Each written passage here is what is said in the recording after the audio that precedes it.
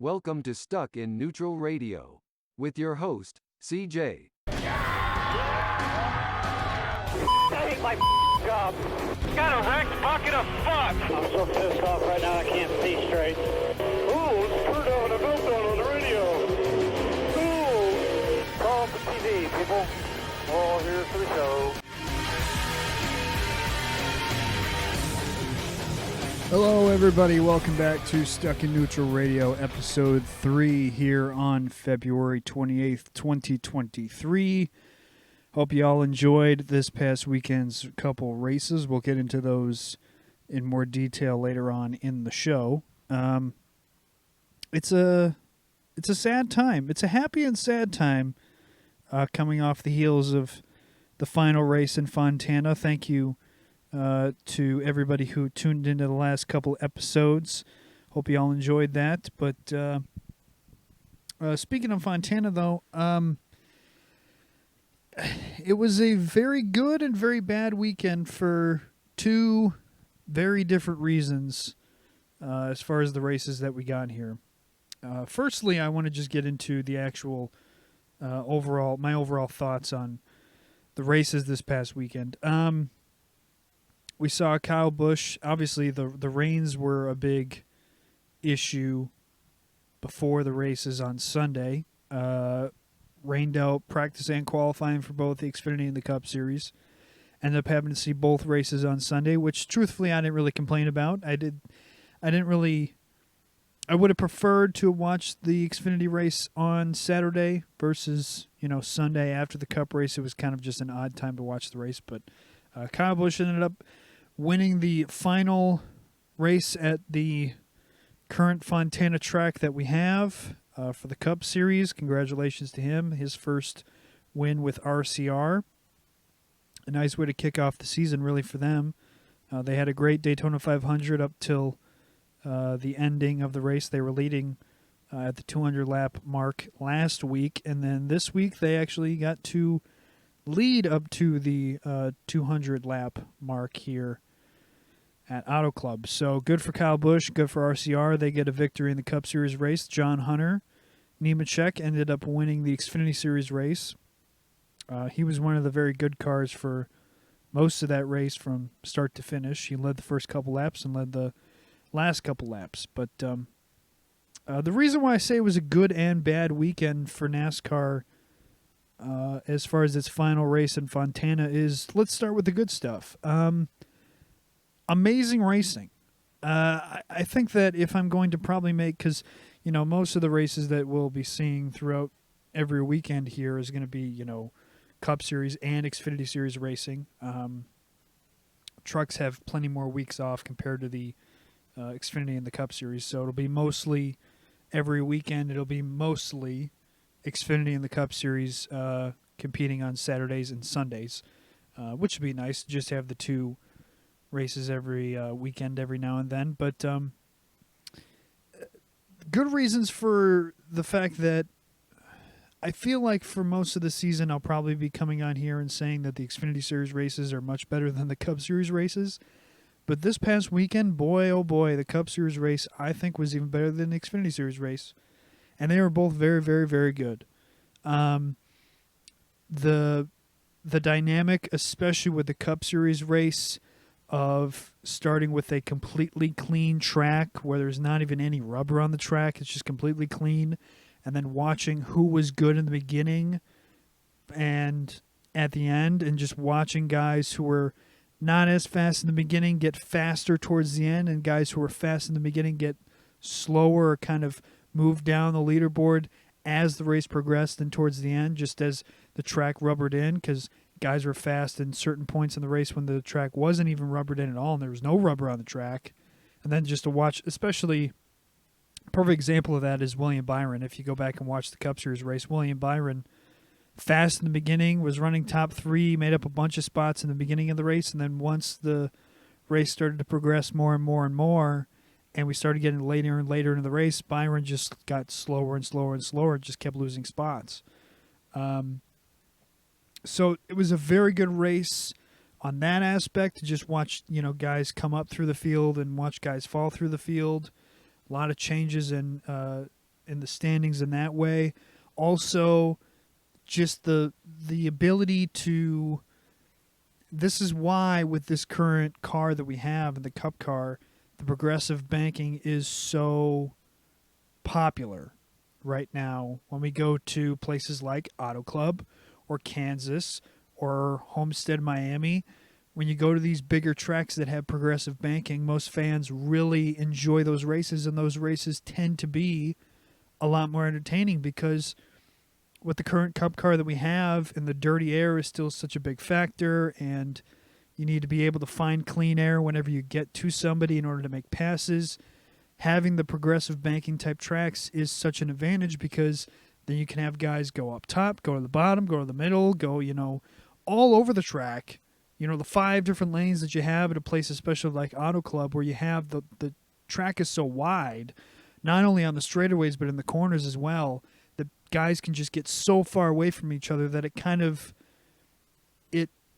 diminishes the effect of the dirty air much more so, to where you get the type of racing that we got, where, sure, okay, most of the time the top line, especially in the Cup Series race, the top line is the dominant line. The only way that you're going to really make up time is using that top line to try and gain momentum. And then if the guys aren't going to be able to, if you're not going to be able to make the pass on the top line, then you're going to have to do the old slide job, slide to the bottom, slide up in front of the guy in front of you, and hope that you have enough momentum coming off the corner to keep the lead.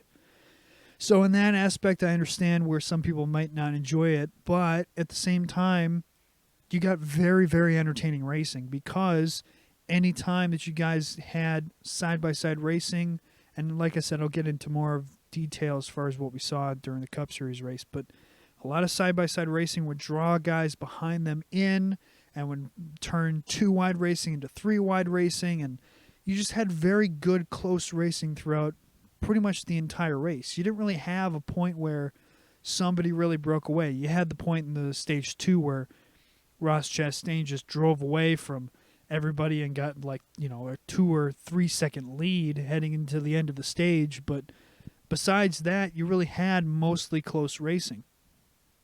And to be honest, this is where it comes to the bad news from NASCAR, is it was such a good race that it makes them look foolish to then turn around and say, well, this is the last race we're going to have here because we're tearing this down and we're building a brand new track that is completely different from this and is not even similar in any way, shape, or form. We're turning this 2-mile track that it's be hard-pressed to find a NASCAR fan who doesn't like this track now, as the track is aged and as the track has becomes so much more tougher on tires. That was the other thing I didn't mention, the tire fall off. The tire fall off was so great to watch. I believe it was last year, and I know that they had talked about tire issues in previous years with Goodyear, but this year, no tire issues really. And the big thing was obviously the fact of the amount of seconds that you fell off in just a short amount of time. They're talking, and I'll get into this more detail later, but 10 laps in, they were already like a second and a half off of their previous pace to start the race. Like, that's the exact type of stuff that you want to see as a NASCAR fan, to see, because if dirty air is going to be such a big issue, you have to have either no dirty air, where guys can use that draft so much in order to make passes if the tires aren't going to fall off, or if the tires, or if dirty air is going to be an issue, then you need tire fall off, because the ability to save tires then is the main point of emphasis in getting to see who can be faster later in runs, but also continue to see passes throughout a green flag run. You can't just have guys run freight trains with dirty air being an issue and no tire fall off. That's where you get a very bad race, and it's just one giant freight train where you don't see passing, you don't see side-by-side racing. So that's what made this race so entertaining, is although that dirty air was an issue, once you got into a run, the tires became such a valuable asset, both in the Cup and Xfinity race, that you had guys by the end of a run, they were falling 3 seconds, 4 seconds off their original pace, to where that's where you got to see the passing. That's where you got to see guys make multiple passes and be able to be fast at the end of runs versus at the beginning of runs. And you got to see more comers and goers. So trust me, I really think that this was a very good weekend for NASCAR, but at the same time, it's a bad look because we just had such great racing in both the Xfinity and the Cup Series race, and now you're going to turn around and tell everybody, hey, sorry, everybody. Sorry, all the new fans who tuned into this race. Sorry to, current and previous NASCAR fans who love this track for what it is and what it has been. We just saw two amazing races at this track that has produced amazing races for most of the last how many years. And now we're just going to completely tear it up, do nothing similar to it, completely change it from a 2 mile to a half mile, and go away with everything that made this track good. You can't turn around and expect people to not be upset about that. And going into this weekend, I was like, yeah, as me personally as a fan, going into this weekend, I'm like, it's disappointing that this is the last race of the year, or not last race of the year, last race of, that we're going to do here at Fontana and this track, and it's sad. We've seen good racing in the past here, and it's sad to see, a mainstay track that's been around forever. I mean, hell, California, that race in Fontana, that track has been around for so long. And sure, it's gone through many repaves and it's changed over the years, but that race, that track has been around for such a long time, and to see it now just vanish out of nowhere. And, I understand that it's a lot to do with money because NASCAR just went and sold the fucking, 320 some acres, and they sold it for $500 million.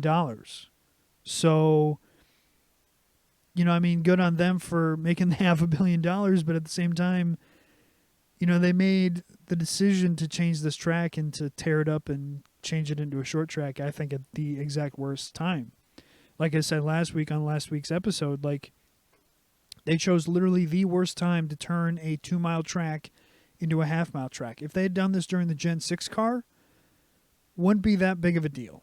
I think that most people would look at it and go, not a big fan of it, but, I don't think that they would still be for it, but I think that they would be less against it than they are today, because what have we seen for short track racing as of late with this car? It's been abysmal. Martinsville has been abysmal. Bristol has been a little bit better, but Bristol is always seemingly good. A lot of the short track racing that we have seen has been very bad. And if you look at the printout or the images of what the track is going to look like somewhat, I don't know what the banking is going to be. I don't know if it's going to be flat like Martinsville, but the shape is about as close to Martinsville as you can get. It looks like a paperclip track. It looks a lot like Martinsville. Now, again, is it going to be a, copy and paste from Martinsville? Probably not. There'll be small nuances. Maybe there's banking versus Martinsville having no banking. Maybe the shape is just a little bit different and it's hard to tell from the image that has been circulating around the internet right now. But at the same time, you can't tell me that going from a track that is universally, among most NASCAR fans, universally loved, and we have enjoyed most of the races that we've seen at this track, to now turn around, completely change it and turn it into a half mile track, a short track, which now with this current car, the short tracks have been awful. You could not have picked a worse time to do this. And again, it's all money, and that's the main reason why they chose to do it. I know that the attendance has not been great at Fontana. Okay, fine. But is changing the track from a 2 mile to a short track obviously going to change the, attendance to be that much higher? No, all it is just you're shrinking the track so then you can tell people it's a sellout when you hope that the same amount of people show up. Because there's going to be less seating. Go look at those stands at the current Auto Club track. There's going to be less seating, I believe. There'll be less seating at this half-mile track. Even if they did fucking seats all the way around it, I think there'll be less seats. So then they can turn around and go, oh, we sold the place out, and we're selling out, even though the capacity for fans is less than the original Auto Club was in Fontana. at the end of the day, it is a bad decision to tear up this track, and it's sad because this is a track that has been around for so long, and not only that, but it's been good racing. It's not like if you were to go to turn around and go to Pocono. Pocono has been around forever, but holy shit, has Pocono been boring as fuck. Forever. Like, it's been boring forever. The people who go there and like, Pocono is so much fun. I don't know what you're talking about. Pocono, the only interesting thing about Pocono is the simple fact that it is shaped like a triangle. That is the only interesting thing about that track. You cannot convince me otherwise. Name me an actual good, legitimate, fun race that happened at Pocono from start to finish. And I guarantee you won't be able to find one. And if you're able to find one, then it's one.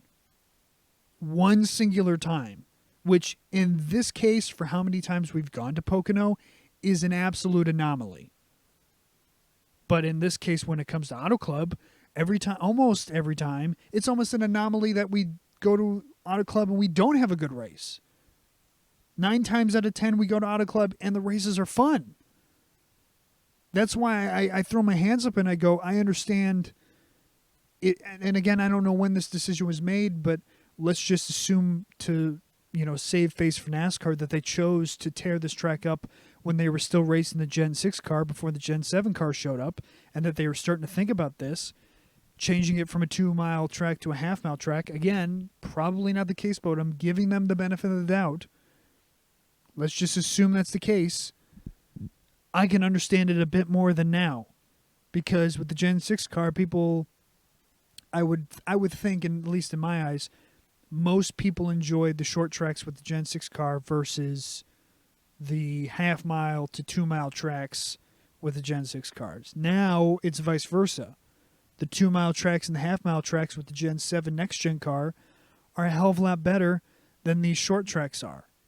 So it's a bad time to do this, and that's why I'm saying it's good and bad. Good because we had a really great weekend of racing, and it was a really great way to end the amount of time and how many years that we've been to Fontana. It was a great way to end it. We had 2 great races, even with all the rain that we had on Friday and Saturday. Both races on Sunday were amazing, and it's bad because that's the last time we get to see that, and really for no other reason other than money. It's sad. Another thing that, again, money in NASCAR affects. Money in NASCAR is the big key now, where everything is all about money. It's not even about the on-track product. It's not about anything other than just how can we rake in the most amount of money as possible.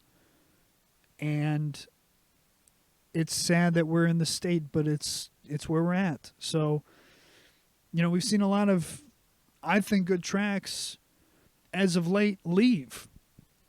I know that a lot of people don't like Kentucky, but to see Kentucky leave the schedule was sad. The fact that Rockingham isn't back on the schedule yet is sad. I know that we're just now going back to North Wilkesboro, and I know that there's rumors that we might be going back to Rockingham, but we'll see. Hopefully it'll be soon. It'll probably be in the next couple of years or so. Maybe by 2025, we'll be going back to Rockingham. Chicagoland just left the schedule a couple years ago.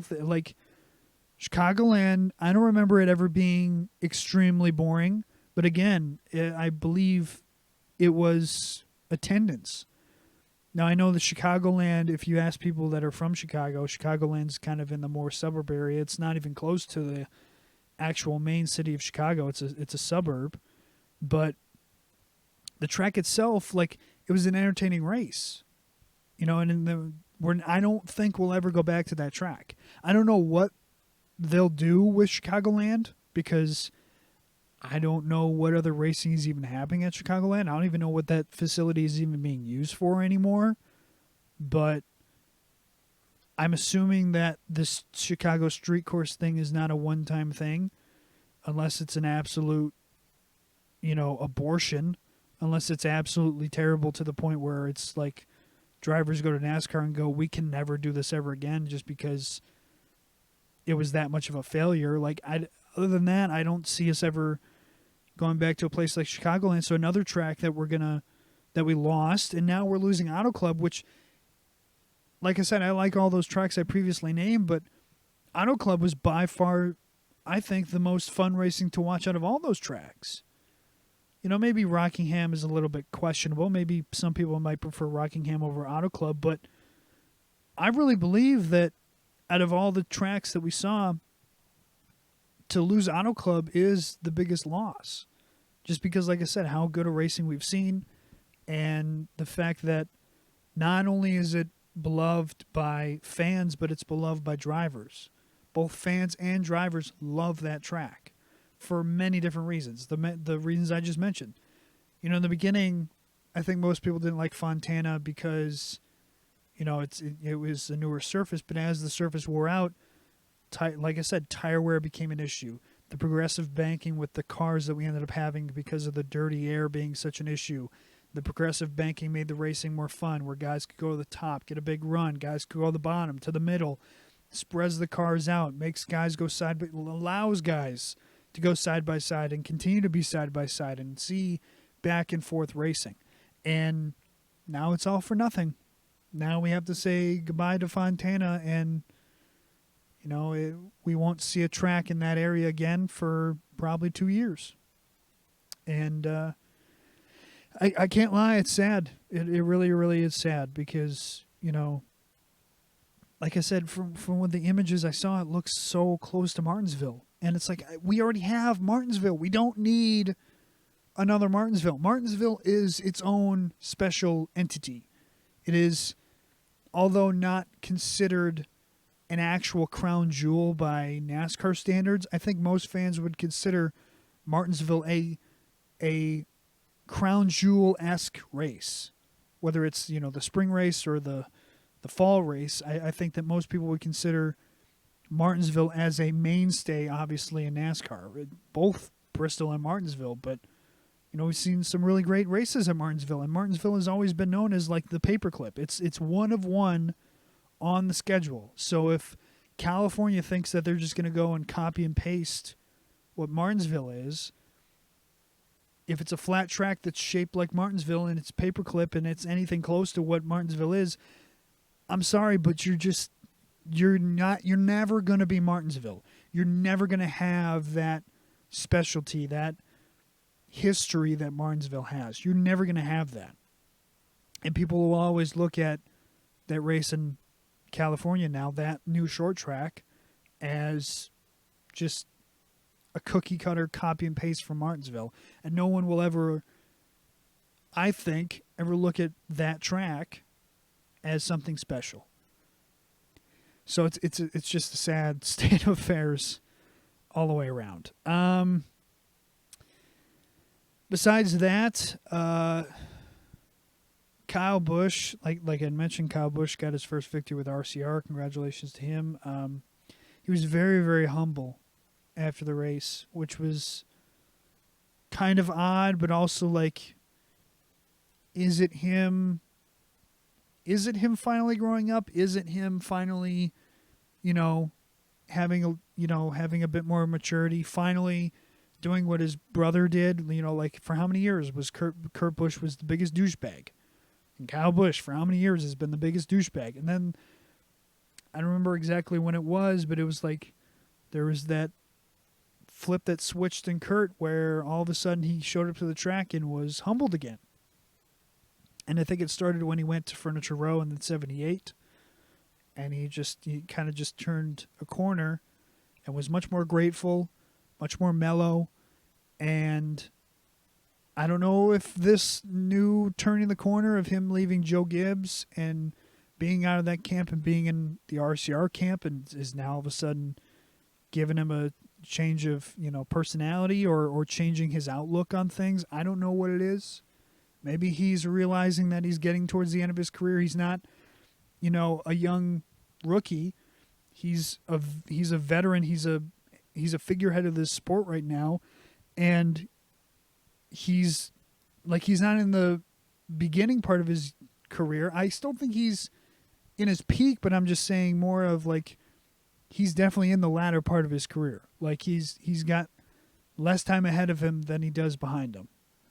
So, I hope that we continue to see that type of Kyle Busch going forward. It was refreshing to see a humble Kyle Busch after the race. I mean, hell, I don't remember the last time he ever went and turned and said, it was all the crew guys. I do my thing, but the crew guys, they really stepped up. I don't remember the last time him doing that. And somebody might be like, oh, he's thanked crew members plenty of times in the past when he was at Joe Gibbs. I don't remember it. If he did, it was a very rare occasion. Maybe when he won his couple championships or won big time races, but like that dude is it's a lot of me most times when he is in interviews. Whether it's his intentions or not. A lot of the times when he does do interviews or post-race interviews or anything in front of a camera, a lot of it comes off as me. And after that win at Auto Club this past weekend, it was a lot of they. Like they won this race. So maybe it's RC rubbing off on him. I don't know. John Hunter, like I mentioned, he won the Xfinity race. His post-race interview was odd. It almost seemed like he was on the verge of tears, and yet not on the verge of tears. I don't know what his issue was. I don't know what it is with him, but Jesus Christ, that dude is like I said. He wasn't actually crying, but boy, it looked like he was on the verge of tears, and it sounded like he was on the verge of tears as well. And I get those, he had a rough time because he had a really bad Xfinity, or not Xfinity. He had a really bad Cup run, and then he had to go all the way back down to trucks and work his way back up. And I'm like, I know, but the dude has won in Xfinity in prior. He's already been to Cup. He's won how many races? It's like he's already done this, and I understand that it's like, well, he feels like he has a bigger opportunity, and now. He felt like he was losing his career or something. Whatever John Hunter Nemechek fans want to even say right now. But, like, the dude he's just a very oddly emotional dude. And he just comes off just very odd. He just comes off as a very odd dude. But, like, I liked him years and years ago when he got his opportunity with Front Row Motorsports just because I'm like, hey, it's a young guy. He's getting his opportunity. Good for him. And then obviously he was in that 36 car, and if anybody remembers his time in the 36 car, it did not work out. He was bad. Part of it was the team, but also part of it was him. And I mean, I'm not sitting here like the dude's a bad dude. He's just an odd cat. That's all I'll say. He's an odd cat. I mean, hell, even if you go back to some of the interviews he did when he was in the truck series with Kyle Busch Motorsports there, and there were times where, he would make a dumb, aggressive move, and somebody would do it back to him, and then in the post-race interview, he'd bitch and moan about other people being way too aggressive and driving over the head. It's like there's been plenty of times where John Hunter has said some shit where it's like it's very hard to cheer for that guy. Trust me. Go back and listen to some of the old interviews that he did when he was in the truck series. And some of his just cringy shit that he said, where it's just no self-awareness sometimes and just odd. Just odd, very, very odd. But good for both those guys. As far as news, not very much news came out of the weekend besides, obviously, Auto Club, that being its last race. Other than that, there's really not too much. I'm just trying to think because I didn't see, as far as the new, we'll end on this before I go into the official race reviews. As far as the new Auto Club race, the half mile that they're making, I did not see if it's going to have banking or not. The only thing that I saw was just the picture of like just the outline drawing of what everything's going to kind of look like and how everything's going to be laid out as far as stands and the track shape and all that good stuff. The one thing I will say, if banking is not decided upon yet, The number one thing I can think of is a track like Hickory or a track like USA, where it is a short track with a good amount of banking. If you want to make something interesting and you want to make a good short track and you don't want to copy and paste Martinsville, and for some reason you don't want to go to Hickory, then try your best to just copy and paste as best you can from them. As far as Hickory, go look at what USA looked like. Like, try and create something that is a short track but is still different. Because you can't, like, I don't know if they're going to try, again, you could do plenty of different things with this short track. You could make the progressive banking kind of like you see at Bristol, but not the same. Where, like, the higher up on the track you go, there's more banking. Maybe you could try that, but I don't know if that would work. Especially, again, with how the track is shaped. The way the track is shaped, it almost looks like Martinsville. Just very tight corners and longer straightaways.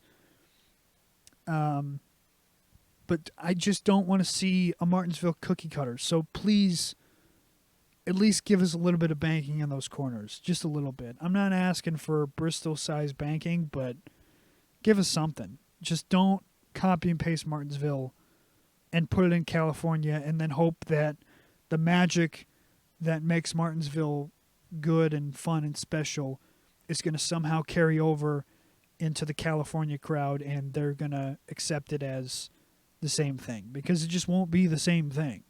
And most NASCAR fans won't look at it as the same thing. So that's my only suggestion on the new track. Hell, my suggestion is don't fucking tear up the goddamn track we have now. Keep the goddamn track that we have. That's my suggestion. But it's out of my hands, I guess. So that's it for news, like I said. Let's go ahead and we'll take a short break here, and then we will get into a couple race recaps from this past weekend at the final race in Fontana for now.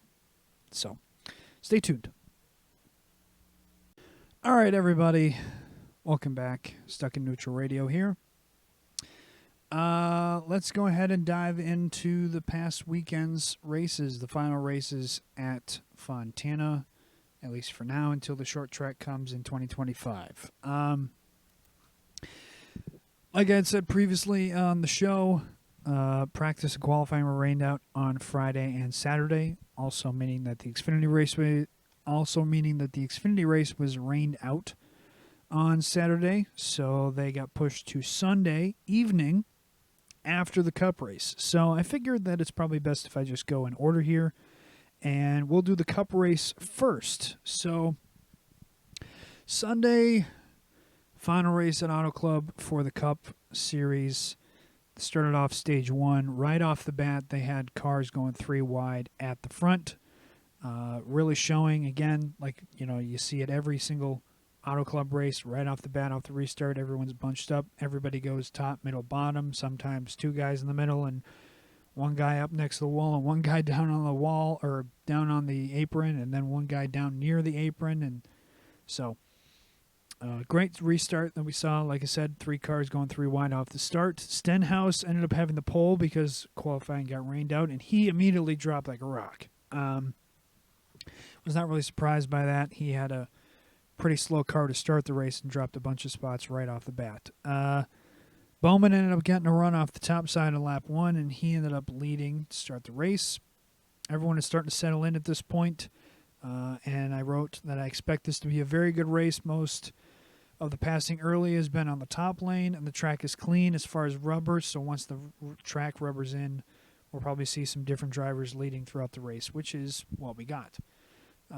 Truex having some trouble early, seeing out his windshield, a lot of the trash and debris, and also probably some of, I don't know if it was, possibly fog or steam. I don't know what it was, but making him see out, having trouble see out his windshield, and probably some other guys were having some same issues with that. Then all of a sudden, a few laps later, we saw the effects of no practice or qualifying as Larson He ended up losing some power or something, having some engine issues, and was really, really slow. I wrote that I'm not sure if he's blown up, but it should most likely take him out of the race, and it pretty much did. Luckily for Larson, though, he ended up trying to putt around and wait for the competition caution to come out lap 15, which he did. At this point, the commentators noted that the tire fall-off has been around a whole second in just a few laps, which really makes me sad that this track is leaving yet again. Very, very sad that this is the last race at this track, just because, you don't see... There's not too many tracks on the schedule that have this type of racing. It is kind of a rarity. There's a couple. Like I said, you see certain tracks that have progressive banking, and some have, really rough surfaces on the tires, but not this type of combination. Off the restart, this is when Chastain got into the top, and he got out to a lead over Alex Bowman. It's very good side-by-side racing at this point, with guys trying dive bombs early on. As they come back from commercial, though, Gregson got squeezed up into the wall by Bell. Blaney passed both Logano and Chastain over for the lead, but yet again, in regular Fox fashion, no replay of it, which was just like, come on, guys. Another note, somebody pointed it out on Twitter today also, but if you go back and you go listen to the two broadcast booths for the Cup Series race and the Xfinity Series race, it is night and day. Like, if you go, I like Mike Joy. I've thought that, the last how many years that everyone says NBC's booth is so much better than Fox's. I'm like, all right, let's pump the brakes a little bit. Because for how many years, Clint was semi-entertaining, and Mike Joy has done this forever, so he's a knowledgeable guy, and I've always preferred Mike Joy over Rick Allen over on NBC. So I've always liked the Fox booth a little bit better, but Jesus Christ, the Fox booth the last 2 weeks, not so much Tony Stewart, more Mike Joy and especially Clint Boyer. It was like somebody gave Clint Boyer Xanax, where he's just like out of it. Like, he's just not there. So they just sounded so disinterested, especially Clint Boyer, just talking so monotone. And I don't know if it was because somebody from Fox, like some executive or somebody, behind the cameras was like, hey, Clint, maybe tone it down a little bit. But if somebody said that to him, Jesus Christ, they just don't know what makes commentating special. Because go back and listen to the Xfinity broadcast. Blaney and Logano are, like yelling over stuff happening. Like, I'll get into the Sheldon Creed save later on, but like when Sheldon Creed made that amazing save down the backstretch at Auto Club this past weekend, and they were like, oh my God, I can't believe he made that save. Like, that kind of stuff is more entertaining to listen to than just this. Oh man, I can't believe A.J. Allmendinger made that save. Or no, he didn't actually. He hit the wall. That's really disappointing for him. Like, that just just makes it seem like there's just nothing to that. And that that was bad.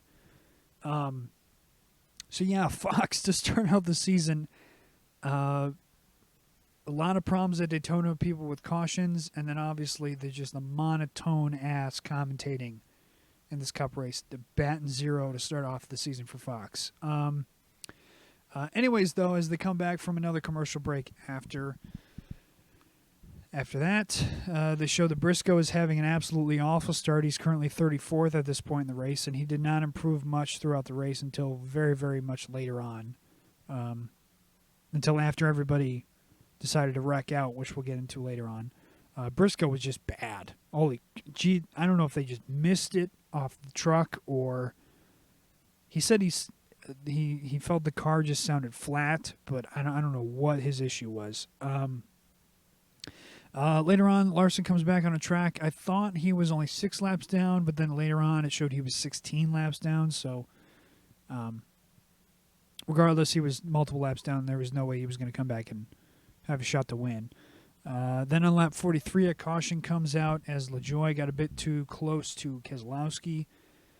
Got loose and then just turned Keselowski off turn 2 and the left rear quarter panel, just turning Keselowski down the track. But Brad kind of walked away from that just okay and just had to change his tires. So that brought out the first caution off the restart. Both Trackhouse cars rocketed out to the lead with Chastain leading and Suarez ended up getting into second.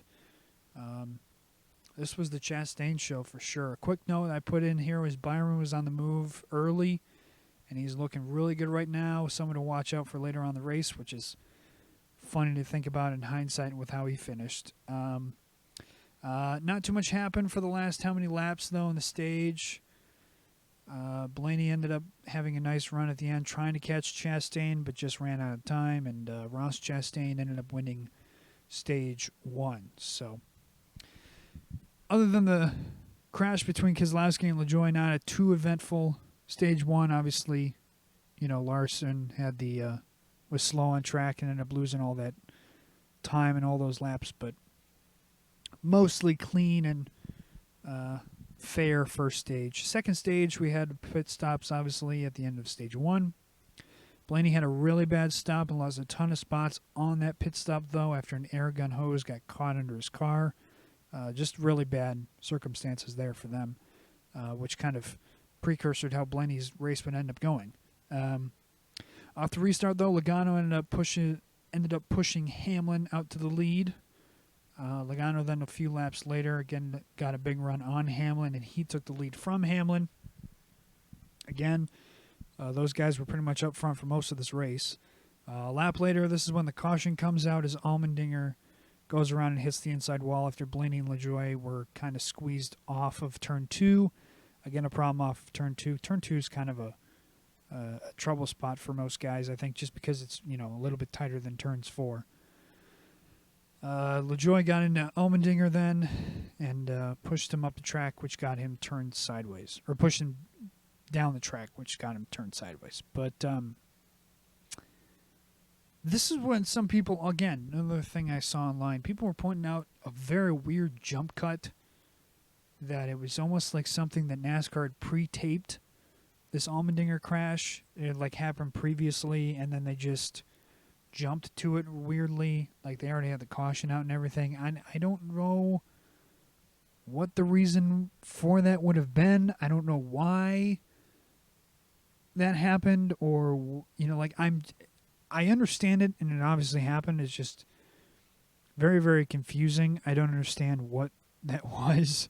I'd love for somebody from Fox to explain that, because at the time I was typing, I was typing out my notes when I heard the caution that came out, so I wasn't looking at the television when that jump cut happened, so I didn't see it initially, but then obviously everybody online was tweeting about it and everybody was talking about it online, so I saw it then. But I'd love for, because everybody on Fox liked to talk last week about the commercials weren't a big deal, so I'd love for somebody to come out on Fox and explain what the hell happened there. Where was I? Oh, yeah. So after that caution came out during the pit stops, a bit of chaos. Had a few drivers almost make contact on pit road. Everything got kind of all conjumbled. And then at first, with everything, how everything got conjumbled, it looked like Truex had got contact. As I wrote, with Truex with more issues on pit road as his wheels started to end up falling off, though. So it wasn't contact. It was just that they didn't get the wheel on tight enough. So he was about halfway down the back stretch when the wheel came off. So he ended up getting forced 2 laps down because of that.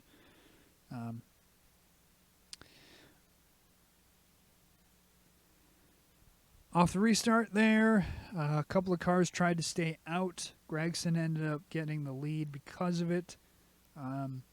Staying out, I think, was more just obviously to try and save a set of tires for later on in the race. But Logano ended up getting past Gragson only a lap later, showing how valuable, again, tires really were. Then a lap after that, a caution comes out again as Reddick came up the track, abruptly coming off of turn 4 and got into LaJoie, turning him down the track onto the infield. So LaJoie ended up coming out of that okay, but LaJoie was either the cause of some cautions or the brunt end of some other cautions throughout this race. So he had an up and down race for sure, and he ended up still having a pretty good finish as well. So Off the next restart, though, this is when something happened. This was some iRacing shit here. So, Logano is the lead car. He's starting in the outside line. This was the restart where there was a giant pileup off the start, and it was a mess. So, Logano is just waiting. He's not going yet, but I believe it was Ross Chastain in that outside line right behind him that had about a car length to a car and a half length gap to Logano. As they approach the restart zone, Ross goes before Logano goes, trying to time it well so he can get a run on Logano and I would think either shoot to his outside or try and push him out ahead so then he can get a run on the guys on the inside, try and clear second place, and then go after Logano. What was weird about this, though, was Chastain goes, but Logano doesn't. But everybody else, so like the first couple cars can check up in time, but as you heard on Christopher Bell's in-car, the spotter was counting him down like 3, 2, and as he's saying 2, you can hear Bell is slamming on the gas going. So he's not telling him to go. He's telling him 3, 2, and then he slams on the gas. Now, I know the audio was off most times when it came to, like, for some reason the audio throughout both Fox broadcasts, both the Xfinity race and the Cup race, if you listen to the in-car audio versus what you were actually seeing on your screen, the in-car audio, at least for me, was like 5 seconds delayed. So like a car you'd be on board with somebody and they'd be going into the corner and they'd be in the middle of the corner. You know they're off the gas, but you can hear in the audio they're like just redlining it. Like they have the foot still on the floor. So I don't know if maybe the audio was off, but I'm going to assume that in just this case it wasn't, because it seemed like the audio and the video lined up. But so a bunch of guys go, but because everybody's in line and they don't see that there's a giant checkup, just guys get piled into.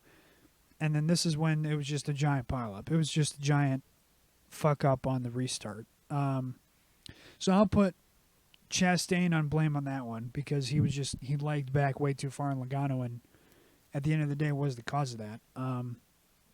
This ended up just causing a giant pile up in the front stretch, and ended a lot of guys' days. Almirola was in it. This is what ended Blaney's day mostly. Like I said, Christopher Bell was in it. Justin Haley was in it. Ty Gibbs, Tyler Reddick was in it. Ryan Preece, and then a smattering of others as well. But and then I wrote, what seems to have happened was the drivers in the second row laid back. Like I said, they went and just giant checkup, and a lot of guys, it was on Chastain because, Logano doesn't have to go, and Logano chose not to go, so that's on Chastain. Off the next restart, though, this one was clean. Everyone stays clean as Hamlin takes the lead on this one. A few laps later, Chastain got another big run and takes the lead back from Hamlin. 26 to go at this point. Busch is on the move as he passes Hamlin for second. This is when Kyle Busch was starting to really show his muscle. As the track is starting to rubber it in, I noted that Byron has seemed to have really slowed down and started to lose some spots here, as he's really starting to fall through the crowd. With 20 to go on the stage, he went from third down to seventh, and then obviously as the race progressed, his spot would even, go back even further. As Busch was running down Chastain for the lead, though, he just barely brushed the wall off of 2 and lost a bunch of time. I mean, he was catching the guys really, really fast here. For some reason, I don't know, again, the commentators just didn't acknowledge it. So they just completely missed that and didn't acknowledge the fact that he lost a bunch of time because he brushed the wall. Again, guys just missing stuff in the booth, even though it was just widely on camera and was easily to see. At the same time, though, Stenhouse brushed the wall twice within a few laps, so thought there might be an issue there with Stenhouse. Now Chastain is really starting to show his strength as he's getting a nice 2-second lead over Busch in second, more than 4 seconds over Logano in third. Harvick at this point, out of nowhere, got himself in the fourth. I have no idea where he even came from. I know that he was kind of hanging around the top 10, but out of nowhere, all of a sudden he was fourth. So, again, one of those guys that just showed up once the track started to rubber in. At this point, I said, my lord, can Fox get an accurate ticker? Because as they were getting towards the end of stage 2, the ticker was, like, all over the place. Like, it would show for a second, like, Kyle Busch is, like, 2/10 back, and then it was showing, all of a sudden it would show him, like, 3 seconds back, and then it would bounce guys who were, like, second and third down to seventh, back up to second and third. It was just totally fucked up. And Fox is just, I don't know if maybe they'll fix their shit once they renew their contract, if they do, but Jesus Christ. I mean, an accurate ticker is like the least thing that you can do. At this point, we had a tight battle from second through sixth as the stage came to a close. Everyone did keep it straight, though. It was a nice little battle there towards the end of the stage, but Ross Chastain sweeps both stages and wins stage number 2. This is when things started to get interesting. We got into stage 3. Off the restart, Busch ended up getting the lead. Off of turn 4, Buescher comes up and blocks Cindric really hard. Puts him in the wall, causing problems for Gilliland as well. He gets involved. No caution, though, as everyone keeps it straight. So it really just kind of really hurt both those guys' days. A few laps later, Ty Dillon is very slow as it seems he's low on power, bringing out the caution. So everyone again comes down, takes tires. Off the restart, a lot of back and forth for the lead as Chastain dives behind the leaders to get the lead. A lot of great battles all throughout the race right now at that point in the race. Everyone now starts to settle back in, though, once everyone starts to get strung out again, single file. Busch really keeping up with Chastain for the lead again. I think this is, once he started to get to the end of stage 2, I think Kyle Busch really found something with that car, and that team really found something with the car altogether. Because once they started stage 3, all of a sudden Busch was able to keep up with Chastain, and really nobody later on the run could keep up with Chastain at all throughout this entire race. All of a sudden, Elliott, though, is starting to show up at the right time as he found his way up to 4th. Harvick and Byron all of a sudden have now really starting to fall off. Harvick fell back to 9th, and Byron fell all the way back to 13th. Now guys are talking about pitting here, which will make things very interesting. They were talking about going all the way, but now they're talking about pitting. And then all of a sudden, with 35 to go, Logano came down. He was the first one to pit to try and make up time. At the same time, very next lap, Kyle Busch and Chastain, or Kyle Busch passes Chastain for the lead, and then the very next lap, they end up both coming down pit road. And Chastain really tried to make up as much time as he could, entering pit road, being very aggressive. Still, Kyle Busch came out ahead of him, though. Now, next couple laps, we started to see more and more guys start to pit. Hamlin continued to stay out to try and maybe hope for a caution or something, but both RFK cars were second and third. Kyle Busch had a great stop as he stays ahead of Chastain, like I said. Now Hamlin, all of a sudden, just like 5 or 6 laps later after he lost all the time, he chose to pit. Don't know why he chose to stay out so late. If that was going to be his plan all along. I mean, if he was only going to wait an extra 5 or 6 laps, I don't understand what the point of waiting then. It was just a dumb move. I still don't understand it. Keselowski, after that, pits a lap later from him. At this point, Bubba Wallace was having trouble on pit road. A couple of guys continued to stay out as Burton, who was leading, now pits with 27 to go. And then at this point, Bubba Wallace, again, I don't know what issue he had, but all of a sudden he was, behind the wall, and he was out of the car, and his day was done. Just less than 30 to go. So Kyle Busch ended up pulling away from Chastain quite a bit at this point, catching McDowell, who leads, caught him very, very fast, obviously. McDowell, he was continuously waiting for a caution, hoping that something would come out. But with 21 to go, Busch passed McDowell easily and takes the lead. Elliott has really found some speed here as he gets by Chastain as well for second. So I don't know what Chastain missed on at the end of this race, but he was much, much slower compared to the others. So he fell back to third. And then again, as the laps wound down, Busch just continued to maintain the lead over Elliott. Elliott would kind of catch him a little bit by a couple of tenths, and then Kyle Busch would pull back away. But everyone kept it green. Everyone kept it clean for the end of the race, and Kyle Busch ended up winning the final race at Auto Club Speedway. So congratulations to him. It was a very good race. You know, there was a lot of back and forth. There was a lot of close racing. Guys were able to make passes, and you know, when guys actually were faster towards the end of runs, they were actually able to make up that time pretty easily. So your top 5 at Auto Club for the final time. Kyle Busch in the 8 car takes the top spot. Chase Elliott finishes second in the 9 car. Ross Chastain ended up coming home third in the 1 car, and he still had a great day winning both stages. Daniel Suarez in the 99, he was kind of back and forth, but he still had a great finish in 4th there in the 99 car. And then Kevin Harvick in his final season, still having himself a nice run there. He finishes top 5. Even though he fell back to 9th at that point where I was talking about earlier, he still found his way to the top 5 and finishes in 5th. So, all in all, a pretty good Cup Series race, but Kyle Busch ended up coming out the victor. Let's go ahead and dive into this Xfinity Series race here. So, race starts before the race even starts, actually. Final Xfinity race at Auto Club Speedway, Jesus Christ. Like I was about to say, before the race even started, though, so the Xfinity race happens after the Cup race. And it's only about 40 minutes after the Cup race concludes is when the Xfinity race started. So it wasn't like it was an exorbitant amount of time.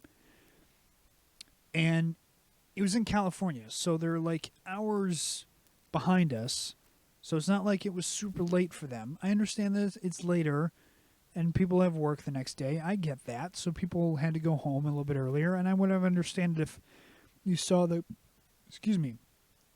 if you saw the crowd shrink throughout the race, I would have understood that. But by the time they went to the Xfinity race, the crowd was like 90% gone. And again, I understand it's like an Xfinity race, so, you know, it's who cares? But still, like I said, most of the Xfinity races throughout the season are probably going to be much better than the Cup Series races. No fault to the Cup Series drivers, it's just the car itself. So it's like I was just shocked at how small a crowd was by the time the Xfinity race started. But oh, jeez, I keep burping. I don't know why. So yeah, I noted that was really, really sad to see how low the numbers were for people that wanted to stick around and watch the Xfinity race. So Nemechek, off the start, he ended up getting the lead. Nemechek was one of those guys that just dominated most of the race. But as usual at Auto Club, guys are fanning out already. Contact between Mayer and Reddick as Reddick quickly paid him back down the backstretch, just coming down the track and bumping him, basically telling him, don't fucking do that again, which I found pretty funny. Reddick was making a lot of aggressive moves very early, probably pumped up from what happened in the Cup Series race when he got wrecked out early in the Cup Series race.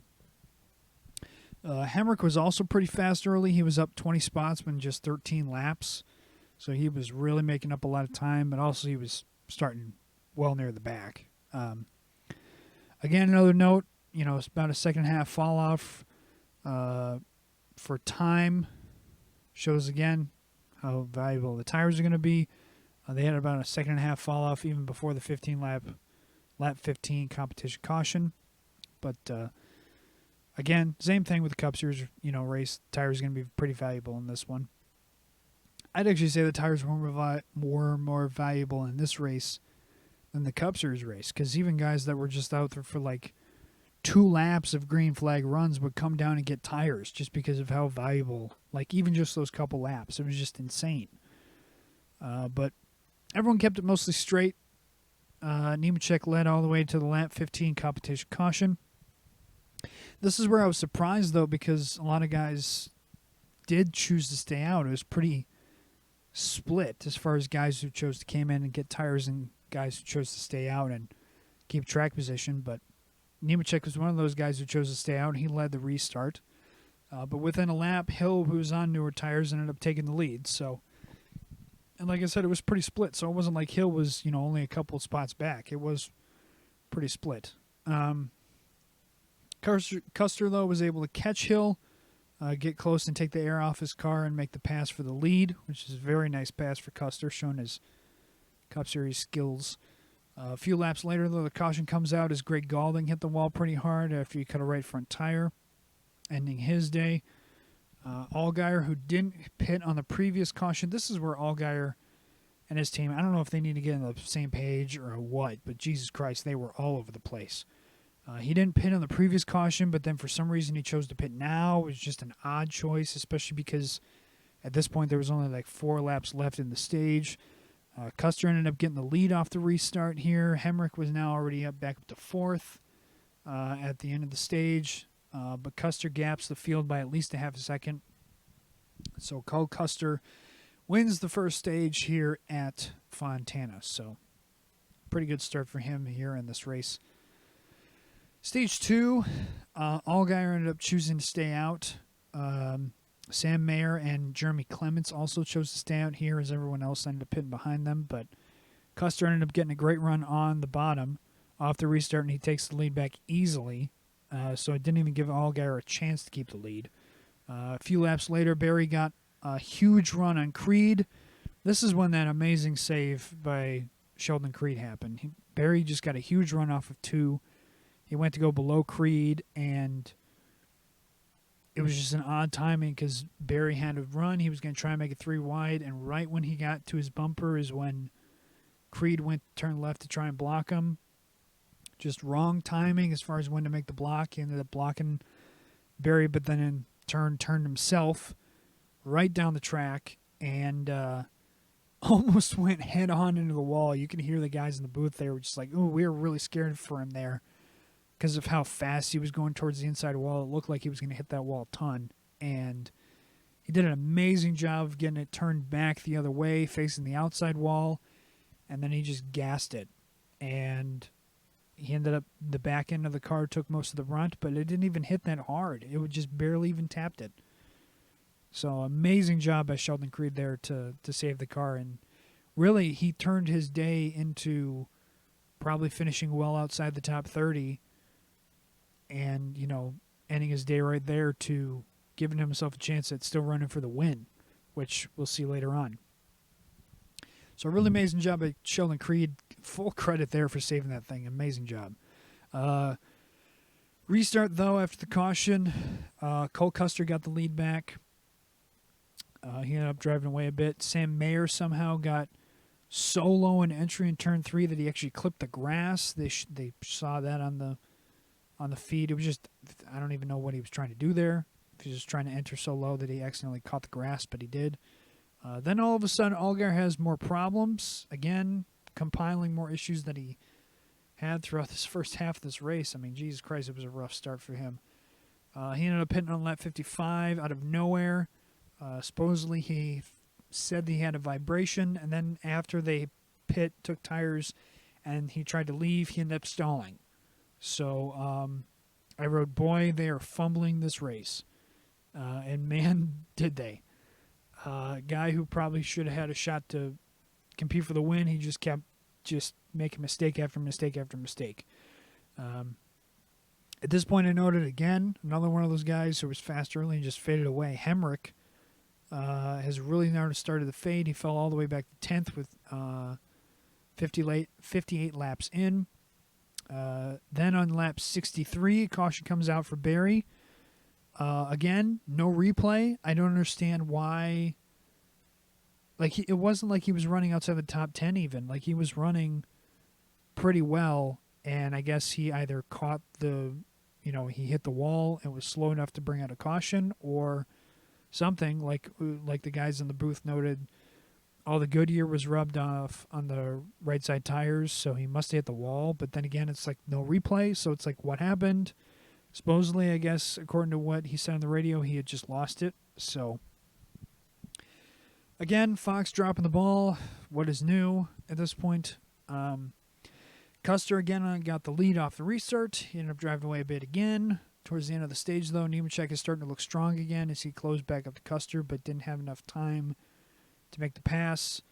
Allgaier, with those fresh tires, was able to go from well in the back after he had all those problems and pretty much make up all that time that he lost, driving himself all the way back up to 6th by the end of the stage and kind of null and voiding all those mistakes that he made. But Cole Custer still, he walked out with the Stage 2 win, so Cole Custer wins Stage 2 and Stage 1. So another one of those guys who sweep both stages. We saw Ross Chastain sweep both stages earlier on the night, and Cole Custer sweeps the first 2 stages in this one. On to Stage 3, final stage of the weekend. Nemechek and Cole Custer, they had both lost some spots on pit road. They were 1-2 coming onto pit road, but Nemechek had a really bad stop, and Cole Custer lost at least a couple spots on pit road. This gave Sammy Smith the lead off of pit road. He ended up leading off the restart as well and getting a little bit of a gap. Sammy Smith, I think, like I had seen, for anybody who doesn't know, I live in Minnesota, and we don't really have many races up here in Minnesota, and the only major, quote-unquote, major race that we have is there is a track in Elko, Minnesota, that the ARCA Series will run once a year. And last year I went and saw Sammy Smith, and Sammy Smith dominated the whole race. 2 years ago was when Ty Gibbs was still in the ARCA Series, and he had led most of the race, but then a late race caution caused him to not win. But I think Corey Heim ended up winning the race. But Sammy Smith, he dominated last year's ARCA race. So I've seen him compete, and and again, that's ARCA, I get it, but and also people will be like, oh, he has the best equipment too. It's it's still, it's a short track. So, horsepower isn't as big of a thing. And so, anyways, I've seen Sammy Smith compete, so I know that he has some skills. I don't think that he's, the next coming of Jesus, but I think that he has some skills and he can be decently good. But so he really showed it here in this race as well. But so at this point, I ended up noting that Creed had an absolutely great recovery. He was now back up to 3rd with 70 to go. Again, just absolutely amazing job. At this point, Creed ended up catching up to Josh Berry for 2nd. All of a sudden, though, Sammy Smith ended up really slowing down. And this is when, again, the debris was just such a giant factor in the end of this race. Sammy Smith ended up having to slow down because he had debris on the front of his grill. And he started pushing water really bad, so he ended up dropping all the way back to Creed and Berry. And then it was a really great job by Sammy Smith because so he lets them by in the front stretch, and Creed and Berry are still kind of side by side.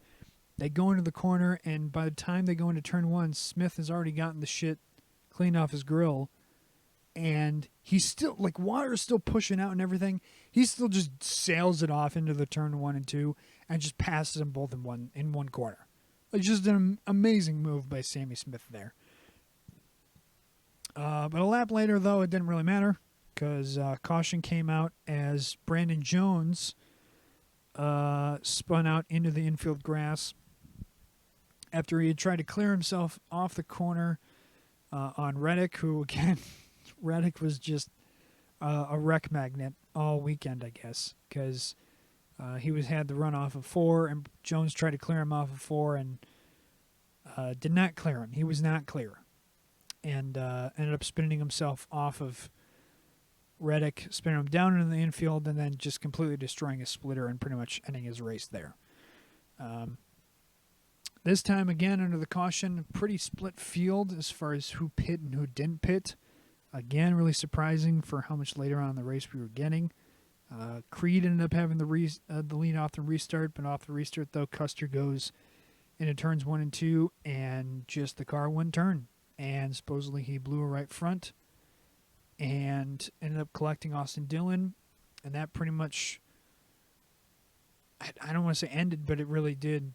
It hurt Custer for the rest of the race, and he pretty much took him out of the win, which was really sad for Custer. Still, like I said, he won both stages, and seemed like he was, besides John Hunter, he was the best car for most of the race. So ended up ending Custer's day pretty much and having him a chance to win the race, but off the next restart, Chandler Smith took the lead. Again, another one of those new faces leading up front. Sammy Smith and then now Chandler Smith leading. A couple of Smith boys leading. He got the lead off the restart off the bottom.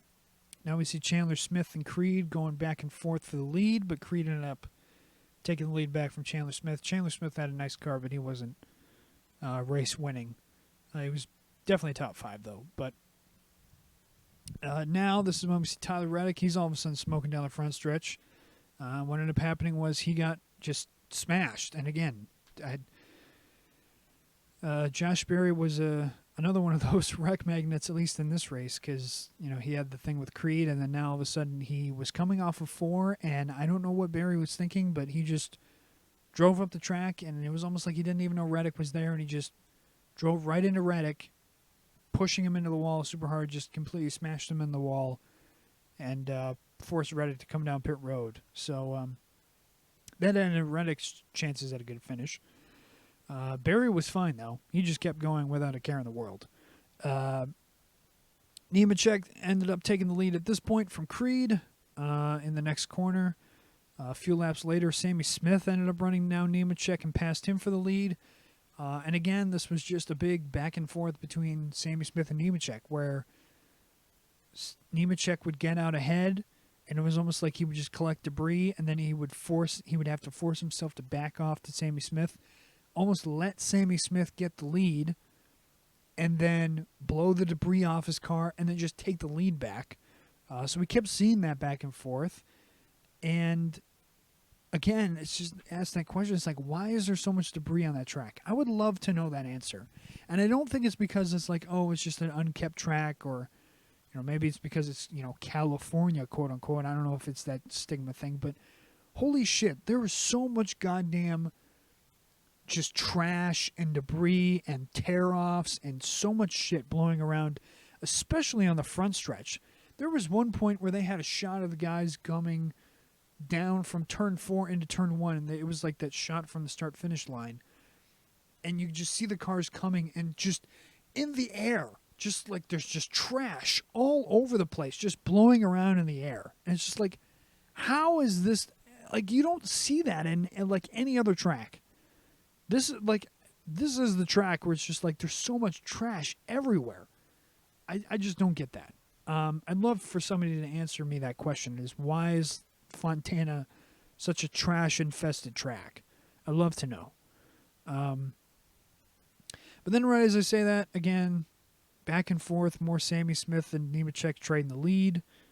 With 37 to go, Allgaier, though, ended up kicking off the green flag pit stops. Everybody did have to pit one more time. So Nemechek ended up getting back out to the lead over Sammy Smith. And like I mentioned, Allgaier comes down. He starts the pit stops. Hill ends up following him in. More and more guys just start pitting in and everything. And then a couple of guys, there was about 5 guys who chose to stay out, but Austin Dillon was the one who stayed out the longest. He ended up staying out and continued to lead in hopes for a caution, just because he only had one set of tires left and he didn't want to waste a set of tires and then go back around and have a chance of there being a caution after he pits. So he ended up staying out as long as he could. But boy, those guys were catching him fast. Nemechek was already up to second really fast, and just he was catching him really fast, but then he started to back off because I think he was just waiting because he knew Austin Dillon had to pit one more time at least.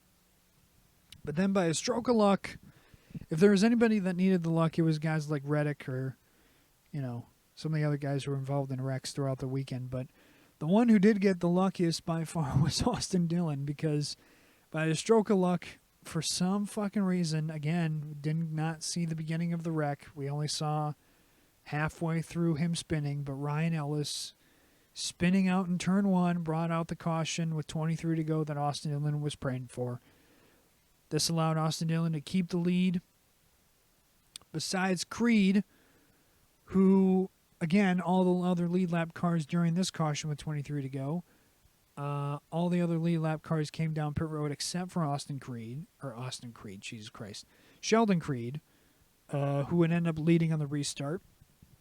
This, off the restart, had Allgaier and Nemechek did not wait because the front two cars were a damaged car in Austin Dillon and a car on very old tires in Sheldon Creed.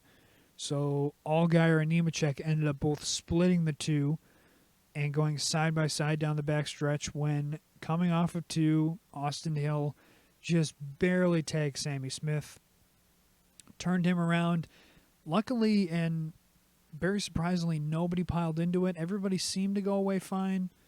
The only one who really seemed to walk away with really any damage was obviously Sammy Smith. Just, ruined his brand new tires there and kind of took him out of the race. And Austin Hill, who I don't know how much damage he may have had, but he obviously was the one that bumped Sammy Smith. So off the next restart, though, Nemechek ends up getting the run, and he ended up taking the lead. He had the run, I believe, on the top side. Sam Mayer, though, ended up all of a sudden making a charge here towards the end. He was able to get to second over Justin Allgaier. After he had made a pass, some guys, they made a run at Allgaier, and there was a big battle for third for a little bit. But not too long after that, everything started to kind of single out. Nemechek got out to about a second lead, or just under a second lead over Mayer in second. The laps are starting to wind down. Before I finish this, I want to say Brett Moffitt had a great run, and Brett Moffitt ended up finishing ninth. And if there was ever a guy who I think besides, because there was a good period of time where I was like, Chris Buescher is always just so overlooked. He did amazing in the Xfinity Series, had himself a great run, won a championship. And then he got a Cup Series ride and just never really got an opportunity, because he got stuck with Front Row Motorsports and still ended up getting them a victory at Pocono, back in 2016 or something. And, the dude just, he never really got a fair shot. He ended up having to go to JTG Doherty as their second car in the 37.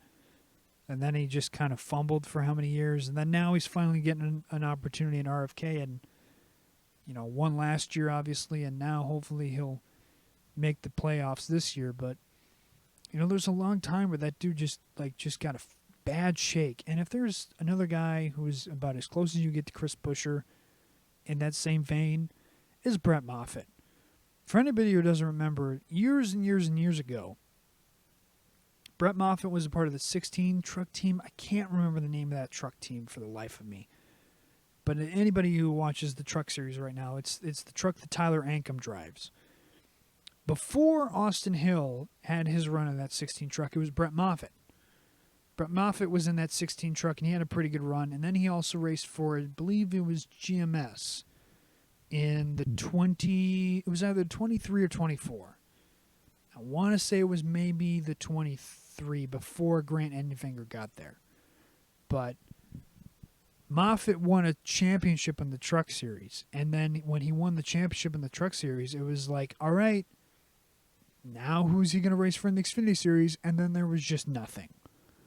The dude just got no opportunities. And I wouldn't think it was because of his age, because I know he's 30 now, but when he won the Truck Series championship, that was how many years ago? He was still a younger guy. I don't know if it was maybe sponsorship or what, but again, it's like, dude has amazing success in the Truck Series for how many years, was a mainstay in the Truck Series for at least a couple years, and then wins the championship there, and then there's just nothing for him. And it's really, really sad, because that's a dude who, I don't know if he would be a Cup Series driver right now. And again, you never know because he never got the opportunity, but maybe he would be somebody who at least would have gotten a shot in the Cup Series versus never have gotten a shot. Because, as far as I know, he's never even raced a Cup Series race. Maybe he's raced a one-off for, a Rick Ware Racing or, some other a BJ McLeod or something like that. I don't know. Maybe at some random point over the last how many years he got an opportunity, but nothing actually tangible. Nothing actually that, multiple events, multiple races in some type of legitimate team to actually have some speed. And, even the Xfinity Series rides that he did get were just like lower end teams that were like one-offs. And it was really sad to see a dude who, like, especially even like after he won the Truck Series championship, and then he had won the Truck Series championship, and then even like the year after he won the title, it was just like he didn't even get spot. Like there was races where he just had a blank truck, where he just had no sponsorship.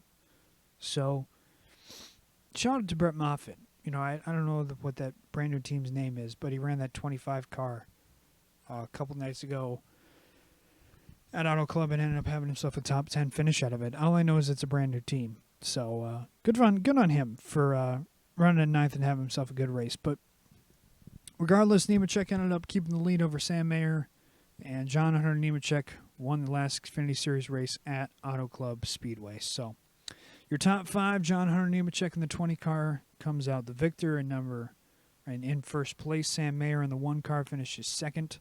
Justin Allgaier ended up still having himself a decent finish in third in the 7 car. Chandler Smith, a good run for him here in the second race of his Xfinity Series rookie year. Finishes fourth in the 16 car. And then Josh Berry, even though he had himself a good scraped up car there at the end, he still comes home P5 in the 8 car. So all in all, pretty good weekend of racing. Like I said, I enjoyed, both events. I found both races to be pretty fun to watch and enjoy. So hope everybody else enjoyed them. Next weekend is Las Vegas. I think that I'm not going to announce them now. I mean, I'll announce my Cup Series predictions now. I think I'll start making predictions as far as who I think will win before the races, just for something fun. Not that it matters too much, but just to see how many I can get right. But I don't know who I'm going to pick for the Xfinity Series race yet, but I will definitely pick for the Cup Series race. I think Kyle Busch goes back-to-back. Had himself a great run at Auto Club this weekend, and I think he carries that momentum over into his hometown of Las Vegas, and I think he gets the win there. Somebody I think to look out for, though, is Kyle Larson.